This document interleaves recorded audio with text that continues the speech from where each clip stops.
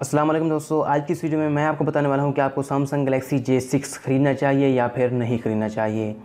दोस्तों इसमें मैं आपको सबसे पहले इसके प्रोज बताऊंगा। इस मोबाइल में जो आपको सबसे बेस्ट चीज़ मिल जाती है वो इसका इन्फिनिटी डिज़ाइन और डिस्प्ले है, यानी कि इसमें आपको 18:9 एस्पेक्ट रेशो वाली टालर डिस्प्ले मिल जाती है और यानी कि इन्फिनिटी डिज़ाइन मिल जाता है। तो इस वजह से जो है इसका डिज़ाइन खूबसूरत हो जाता है। तो ये जो है ना थोड़ा सा आपको इसमें बेटर चीज़ मिल जाती है। उसके अलावा इसमें आपको बैटरी भी अच्छी मिलती है, 3000 mAh की बैटरी है, लेकिन क्योंकि इसमें आपको सुपर एमोलेड डिस्प्ले मिलती है और लो पावर प्रोसेसर मिलता है तो इस वजह से इसकी बैटरी टाइमिंग काफ़ी अच्छी हो जाती है।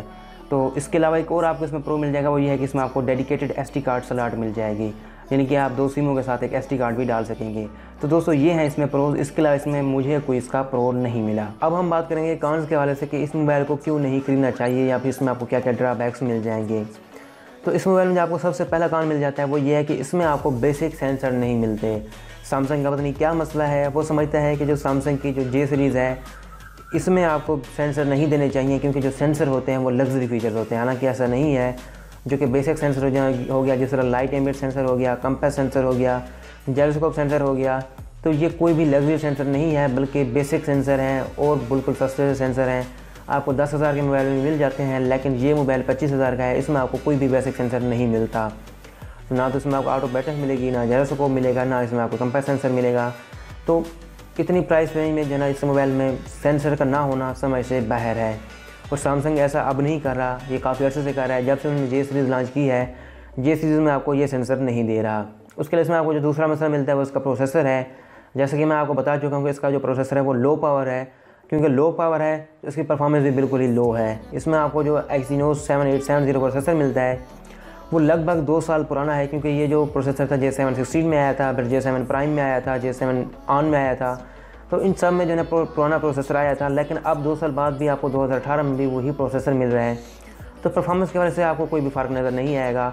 इवन कि हम इसके एंट्रेटो बेंचमार्क स्कोर की बात करें तो वो 50,000 हैं और 50,000 स्कोर वाला आपको 15,000 का मोबाइल मिल जाता है। इवन कि मैं मोटो G4 की या फिर G5 प्लस की बात करूँ तो वो आपको पाकिस्तान में 15-16,000 में मिल जाता है और उसके जो स्कोर हैं वो लगभग 70,000 है, जबकि ये मोबाइल 25,000 का है और उसके जो बेंचमार्क स्कोर हैं वो 50,000 हैं। तो परफॉर्मेंस के वाले से बिल्कुल ही आप कह सकते हैं कि अजीब, यानी कि बिल्कुल लो किस्म का मोबाइल है। इसमें आपको कोई खास परफॉर्मेंस देखने को नहीं मिलेगी। दोस्तों समझिए आपको तीसरा मसला मिल जाता है वो इसके कैमरे के हवाले से है। इसमें आपको बैक के ऊपर 13 मेगापिक्सल का और फ्रंट के ऊपर 8 मेगापिक्सल का कैमरा मिल जाता है, लेकिन दोनों कैमरों में कोई खास मज़ा नहीं है। बैक कैमरा एक तो फोकस नहीं कर पाता, ख़ासतौर पर अगर हम लो लाइट में बात करें तो उसका फोकस बिल्कुल ही आउट ऑफ द कंट्रोल हो जाता है और बहुत ज़्यादा स्ट्रगल करता है फोकस करने में, लेकिन फिर भी फोकस करने में नाकाम रहता है। और ख़ास तौर पर डे लाइट की बात करें तो इस कैमरे की जो क्वालिटी है वो थोड़ी सी बेहतर हो जाती है, लेकिन इतनी ज़्यादा इस मोबाइल की कैमरे की क्वालिटी बेहतर नहीं है। ना तो इसमें आपको डायनामिक रेंज मिलती है, ना कलर करेक्शन अच्छी मिलती है और ना इसमें आपको कंट्रास्ट अच्छा मिलता है।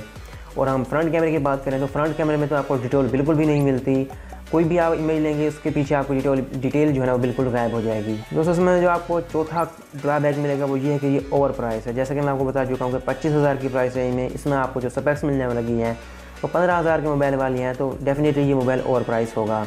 तो अब सवाल ये आ जाता है कि अगर हमने ये मोबाइल नहीं खरीदना तो फिर हम कौन सा मोबाइल ख़रीदें। दोस्तों इसी प्राइस रेंज में जो है ना आपको काफ़ी सारे बेटर ऑप्शन मिल जाते हैं। ख़ासतौर पर हुआवे ने इसी प्राइस रेंज में काफ़ी ज़्यादा एग्रेसिव होकर काफ़ी ज़्यादा मोबाइल लॉन्च किए हैं। आपको जो है ना इसी प्राइस रेंज में ऑनर की तरफ से 7X मिल जाता है, हुआवे Y9 2018 मिल जाता है।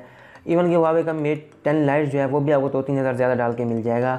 लेकिन मेरा मशवरा ये है कि आप वो ना खरीदें बल्कि आप हुआवे का Y9 2018 खरीद सकते हैं, क्योंकि इसमें आपको काफ़ी बड़ी बैटरी मिल जाती है। तो ये सारे जो मोबाइल हैं इससे बेहतर हैं। बाकी Xiaomi के आपको काफ़ी सारे बेटर ऑप्शन मिल जाते हैं।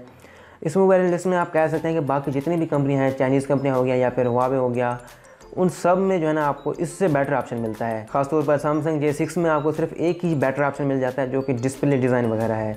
तो इसमें आपको सिर्फ डिज़ाइन अच्छा मिलता है, बाकी इसमें आपको प्लास्टिक बॉडी मिल जाती है।